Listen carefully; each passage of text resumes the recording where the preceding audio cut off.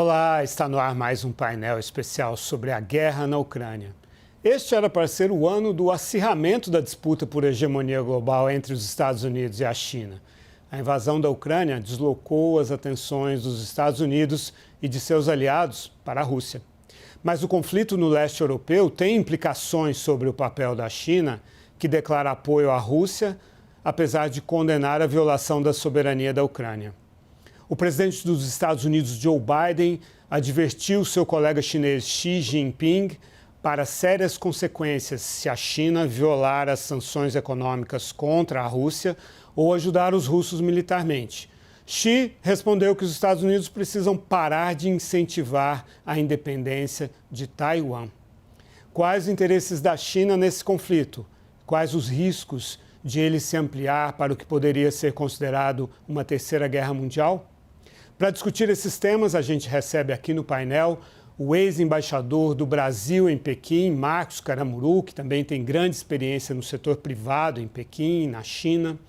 Clifford Young, presidente de Relações Públicas nos Estados Unidos do Ipsos, empresa de pesquisa de mercado e opinião pública.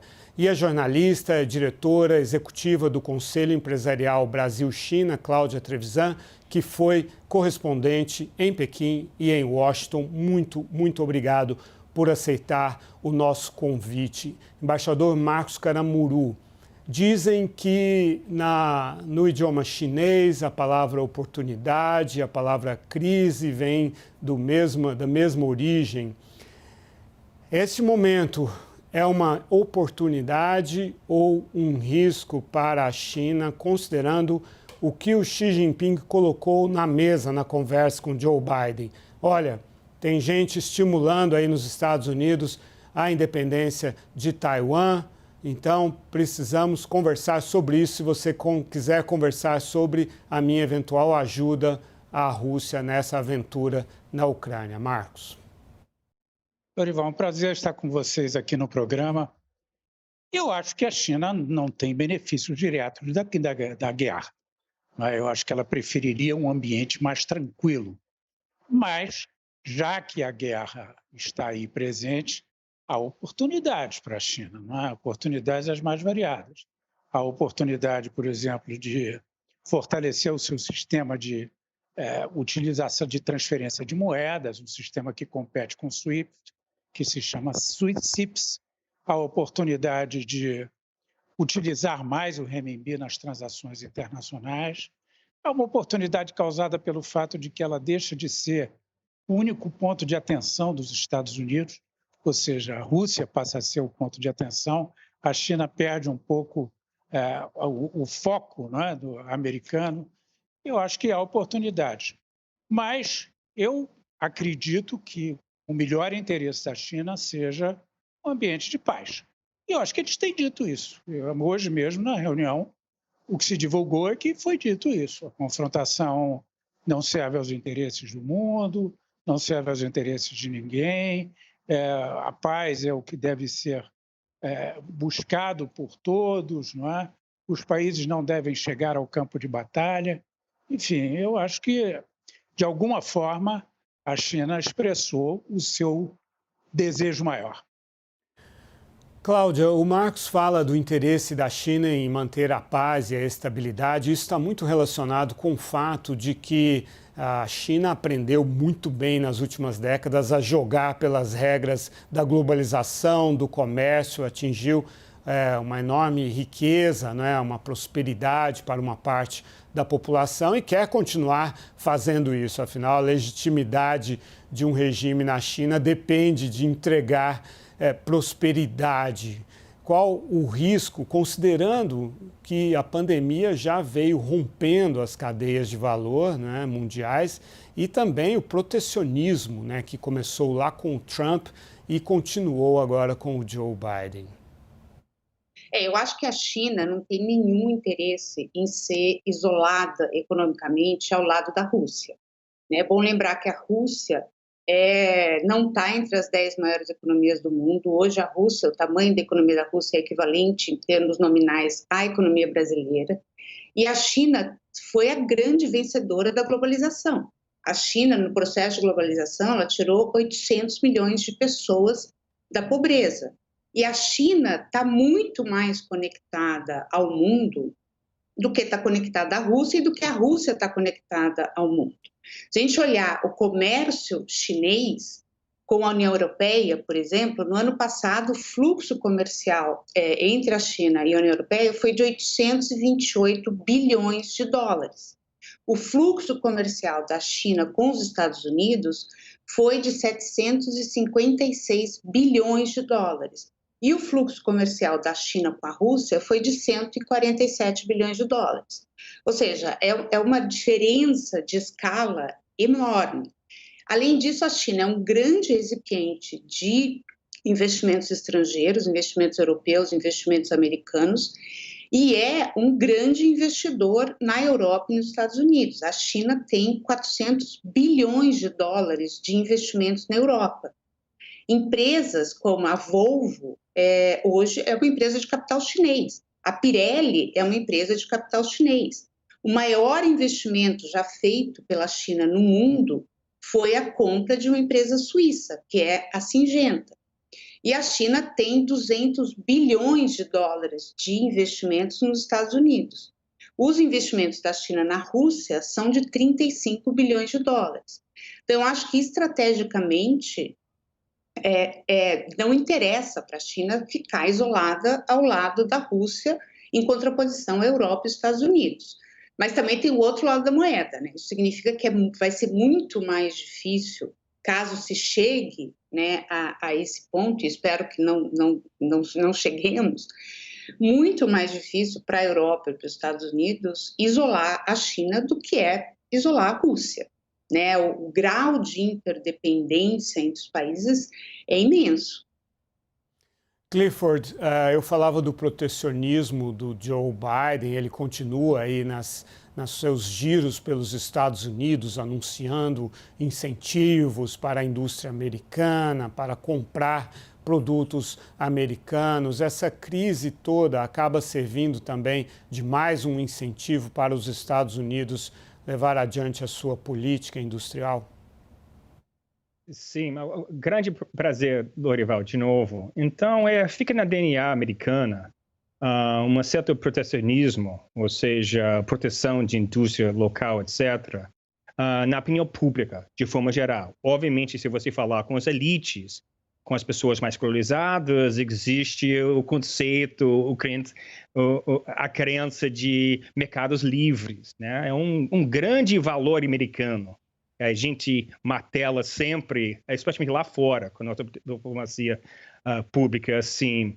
Mas olhando para a opinião pública, de novo, é um sentimento, sabe, interno, muito protecionista, assim, que o Trump, aliás, Trump era o primeiro presidente ao longo da época, vamos dizer, moderna, dessa Segunda Guerra Mundial, que alinhou a política do governo com a opinião pública. A que ponto o Biden vai levar isso para fora? Não sei. Mas existe essa DNA claramente, sabe, na opinião pública americana. Marcos, você citou aí a alternativa chinesa ao SWIFT.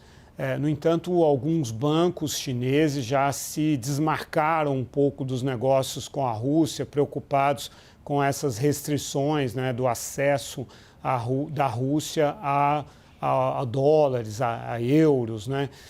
Até que ponto a China e, em outra medida, a Rússia estão preparadas realmente para esse desligamento financeiro e, em grande medida, comercial, no caso da Rússia? A Rússia terá que enfrentá-lo, é inevitável, faz parte das sanções impostas pelos Estados Unidos e pelos europeus. A China, não. A China preferirá não evitar.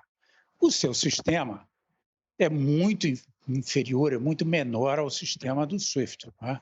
Ele tem 1.000 bancos a ele associados, enquanto do SWIFT tem 11 mil bancos associados.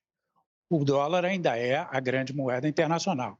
E ninguém acredita que isso vá mudar de uma hora para outra. O que eu digo é que algum incremento marginal poderá ter numa área que é uma área essencial para a China.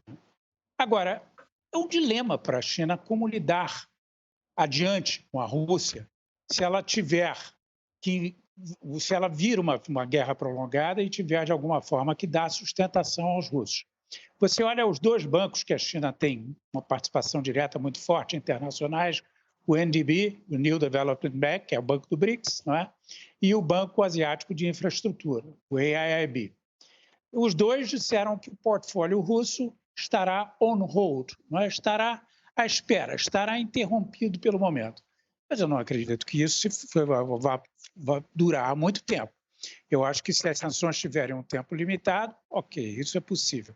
Mas se tiverem um tempo muito longo, eu acredito que a China vai ter uma tentação de desrespeitar algumas dessas sanções. O problema é que os seus grandes bancos estão na lista dos 10 bancos maiores do mundo e têm uma grande interação com os mercados financeiros internacionais. Como chegar a uma solução ideal entre essa necessidade de operar de alguma forma, dando liquidez aos russos, operando o comércio, e de alguma forma fazer com que os seus bancos respeitem as sanções, vai ser um desafio muito grande. Tudo vai depender do tempo de duração do conflito. Se o tempo for curto, eu acho que o desafio pode ser enfrentado. Se o tempo for longo, nós vamos ter que ver que soluções a China trará. Cláudia, você mencionou os dados aí da interdependência da China com os principais mercados mundiais.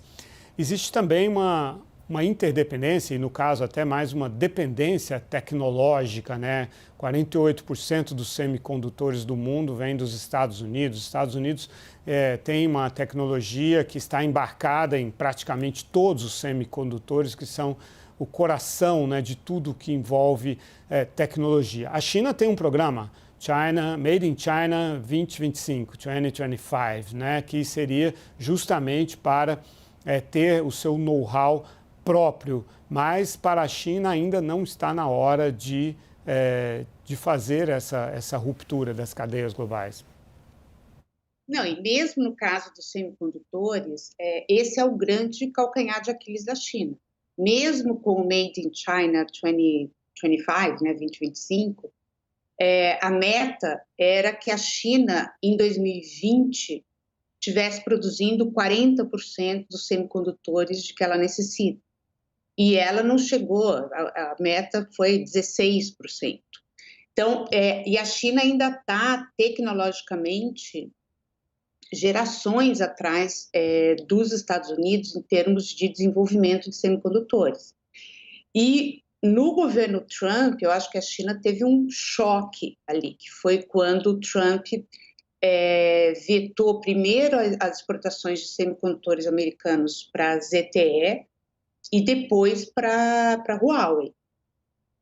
Mas essa também é uma rua de duas mãos, né? Ao mesmo tempo em que a China depende dos fornecedores americanos para ter acesso a semicondutores avançados, né, de altíssima tecnologia, a indústria americana de semicondutores também depende do mercado chinês, né? A China ainda é e vai continuar sendo por muito tempo a fábrica do mundo. A maior parte dos computadores fabricados no mundo são fabricados na China. A maior parte dos celulares fabricados no mundo são fabricados na China. E a indústria americana tem uma preocupação de que essas medidas restritivas tomadas pelo governo americano vão acabar, no longo prazo, inviabilizando, né, o acesso da indústria americana ao maior consumidor de semicondutores do mundo. Então, acho que é um equilíbrio ali bastante complicado e que a China, obviamente, né, ela quer ter, o grande ênfase da China hoje é na questão da autossuficiência, né, da questão da segurança, e os semicondutores é o principal produto de importação. A China importa mais em semicondutores do que importa em petróleo. A China importa 300 bilhões de dólares em semicondutores. É mais que o comércio inteiro do Brasil com o restante do mundo. Então, é um ponto de preocupação. E a demanda aumentou bastante, né? Mesmo com esse programa de desenvolvimento, a China importou 14,6% a mais de semicondutores em 2020 em comparação com 2019, porque todo mundo foi trabalhar em casa e comprou equipamento da China, principalmente fabricado na China, para esse home office que tem bastante semicondutor, né? Clifford, eu estava falando que os chineses poderiam ver oportunidades e riscos nessa situação.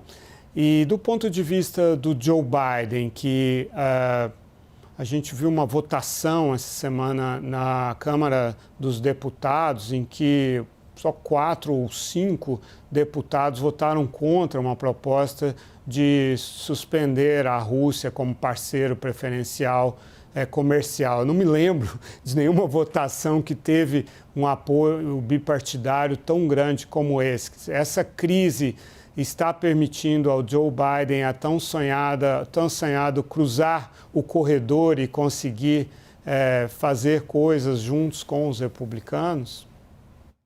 É nada que uma guerra não pode resolver, né? Obviamente, a gente vem falando sobre isso ao longo do tempo, que os Estados Unidos é um país extremamente polarizado nesse momento, né? Os republicanos por um lado, os democratas por outro lado, é impossível unir nesse momento, ou pelo menos até esse momento, os Estados Unidos assim. Mas é uma guerra, a gente sabe isso baseado em experiência empírica também, ao longo do tempo, e agora também, uma guerra nos Estados Unidos tende a unir o país. A gente chama em inglês o rally around the flag, ou pega bandeira, vamos dizer. Então, os Estados Unidos estão pegando bandeira nesse momento. O Biden melhorou em 5 pontos percentuais e cristalizou meu apoio. Obviamente, não mudou totalmente, que ele estava meio enfraquecido, sabe, chegando nesse ano eleitoral assim, mas ele está muito melhor que ele estava.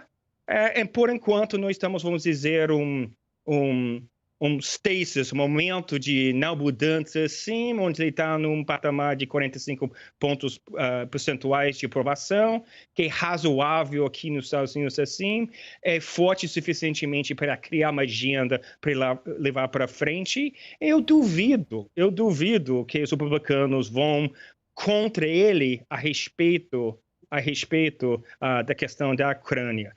Mas, porque é política, né? Ele está usando outras maneiras de enfraquecer ele que não tem algo a ver com a Ucrânia. Então, você pega um N número de assuntos domésticos, você pode ver na televisão hoje esse tipo de enfrentamento. Mas a respeito da guerra, não. Ajudou, sim, Biden nesse momento. Marcos, vamos passar agora para a parte mais política dessa questão, que é essa disputa entre os sistemas autárquicos, as autocracias e as democracias, né? O Xi Jinping, ele revitalizou muito, né, a ideia de que o regime de partido único chinês é mais eficaz do que as democracias liberais que parecem estar em decadência, né? E a Rússia tem sido instrumental nessa questão, né? É a Rússia que vai lá e mina as eleições dos Estados Unidos, fazendo campanhas no Facebook que, em conjunto com as ideias do Trump, acabam colocando dúvidas sobre a legitimidade, a eficácia da democracia. Em que medida haveria um incentivo para a China, para o Xi Jinping, que está num projeto de perpetuação do poder, né? Um incentivo de ajudar a Rússia nesse sentido, em que a Rússia tem um papel importante, digamos, nessa desconstrução da, entre aspas, superioridade da democracia ocidental? Olha, eu tenho a impressão de que as sanções vão ter 2 impactos maiores. O primeiro é o impacto sobre a economia internacional. O segundo é o impacto sobre o isolamento da Ásia. De alguma maneira, a divisão entre o mundo democrático, liberal, capitalista aberto e o mundo asiático, que é um mundo autocrático e com capitalismo, enfim, mesclado a uma grande interferência do Estado na economia, vai ficar mais clara, vai ficar mais evidente, né? E, com isso, eu acho que nós vamos perder muitas oportunidades de cooperação no mundo. Eu insisto que eu acho que a China tem a perder com a guerra. Eu acho que o primeiro ponto que ela tem a perder é o próprio programa Belt and Road. O grande programa Belt and Road da China, que é a grande união, começa pela grande união terrestre, né, com os países da Europa Central e depois da Europa Ocidental, ela vai se perder totalmente com isso. Quer dizer, se a guerra tiver uma longa duração, o programa vai ser duramente penalizado, não é? A segunda coisa é que a China está desenvolvendo um sistema de transporte ferroviário da China para a Europa. Esse sistema também de transporte ferroviário fica inviabilizado. Terceiro, a imensa segurança quanto às cadeias de valor, não é? Na produção industrial. E, finalmente, a insegurança sobre a economia internacional como um todo e o risco que a China tem de se afastar da Europa. Eu acho que a China será sempre dois lados a pesar, né? Um é o lado de valer-se dessa oportunidade para mostrar que o modelo asiático é diferente e precisa ser respeitado. E, de alguma forma, as sanções americanas e o discurso americano está adotando assim, está chegando a um limite quase que intolerável para os próprios europeus e também para os próprios asiáticos. Então, esse é um ponto. É o ponto em que a China é motivada pela ideia de que a Ásia e os regimes políticos e econômicos asiáticos têm que ser respeitados.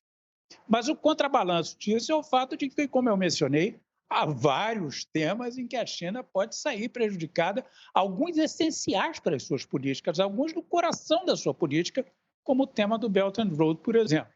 Então, a China ficará nesse equilíbrio. Acredito que a China tenha a convicção de que, em função das grandes dificuldades que o Ocidente vai passar, sobretudo os europeus, e de larga medida outros países também no mundo europeu, países em desenvolvimento, e a China vai passar menos as dificuldades econômicas, que com isso ela acha que, de alguma forma, o seu modelo terá alguma valorização, digamos assim, no contexto mundial. Mas, bem ou mal, é uma aposta arriscada. E nessa aposta, ela não pode perder, no mínimo, a cooperação com a Europa, porque é essencial para a China manter uma conexão com o Ocidente e a Europa será o coração disso. Mas os chineses são os mestres da ambivalência estratégica, né, Cláudia? Sem dúvida. Cláudia, Marcos e Clifford. E aí, você acha que eles vão conseguir se equilibrar nessa corda bamba? Uma coisa que eu acho muito interessante, olhando ali o relato que foi feito pela Casa Branca da conversa entre o Xi Jinping e o Biden, e o relato feito pela China, eles são completamente diferentes. Primeiro que o relato da Casa Branca é muito mais curto, tem 160 palavras e foca principalmente na questão da Ucrânia. E o Biden também fala que respeita o princípio de uma só China, que é contra a independência de Taiwan. O relato da China é muito maior, tem mais de 1.000 palavras, e mais da metade da primeira parte é focado na relação entre China e Estados Unidos. E abre apresentando compromissos que, segundo os chineses, foram feitos pelo Biden na ligação, que é a independência, os Estados Unidos não apoia a independência de Taiwan, os Estados Unidos não querem uma nova Guerra Fria com a China, os Estados Unidos não buscam uma mudança de regime na China, e a rede de alianças americanas não tem a intenção, não tem por alvo a China, algo que é difícil de acreditar. Mas eu acho que o pano de fundo do conflito e da aproximação da China com a Rússia é o conflito entre os Estados Unidos e a China.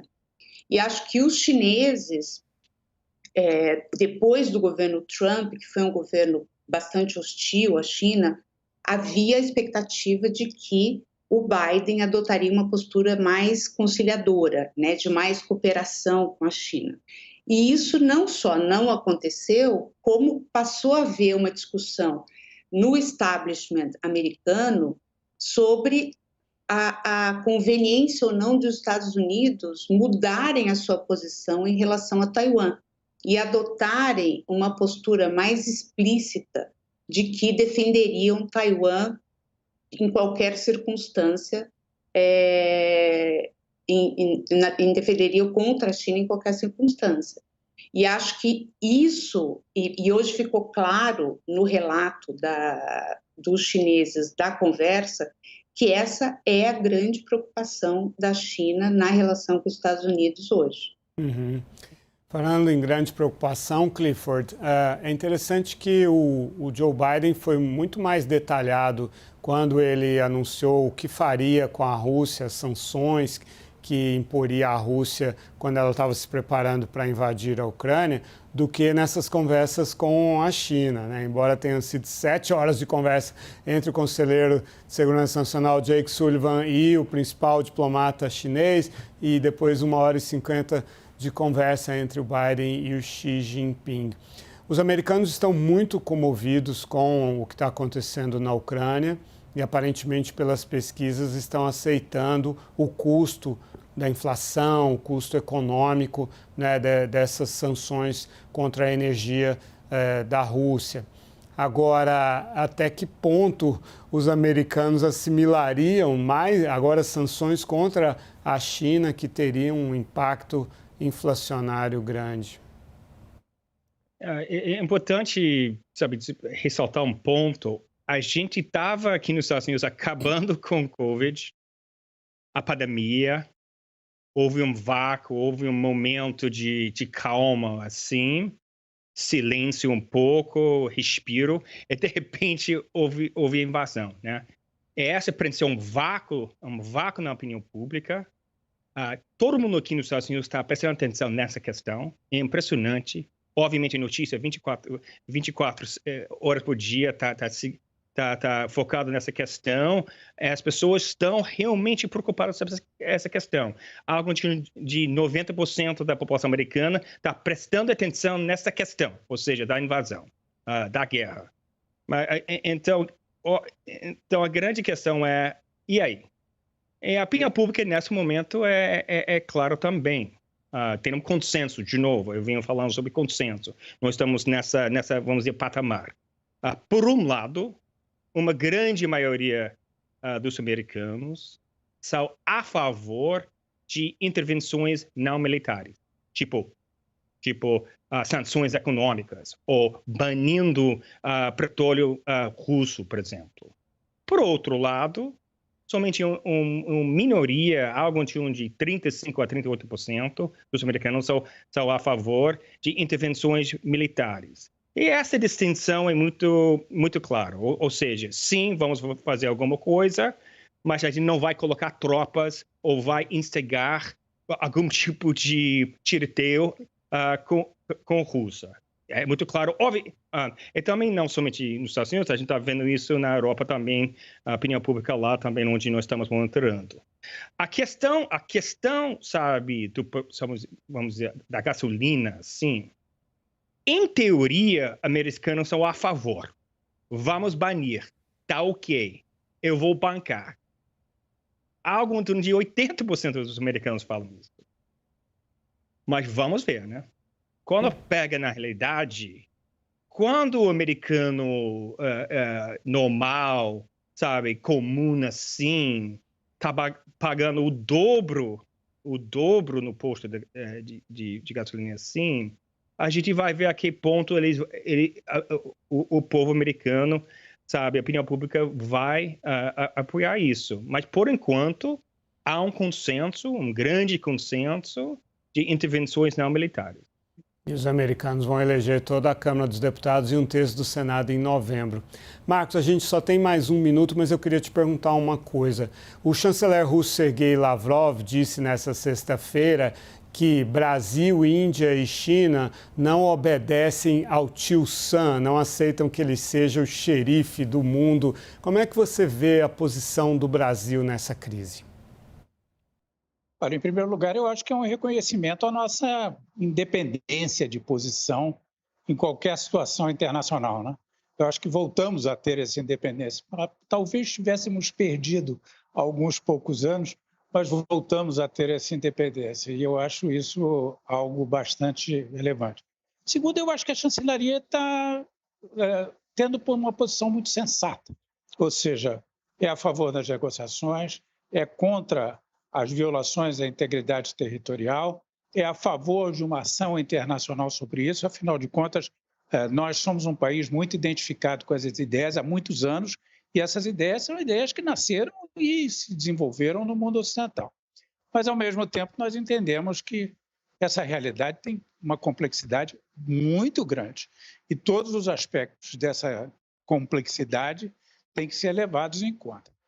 Eu acho que a chancelaria está indo bastante bem e eu acho que o Brasil deve permanecer numa posição individualizada e de acordo com a tradição da nossa política externa e a nossa visão do mundo. Marcos Caramuru, Cláudia Trevisan e Clifford Young, muitíssimo obrigado pela sua participação aqui neste painel especial Guerra na Ucrânia. Até a próxima.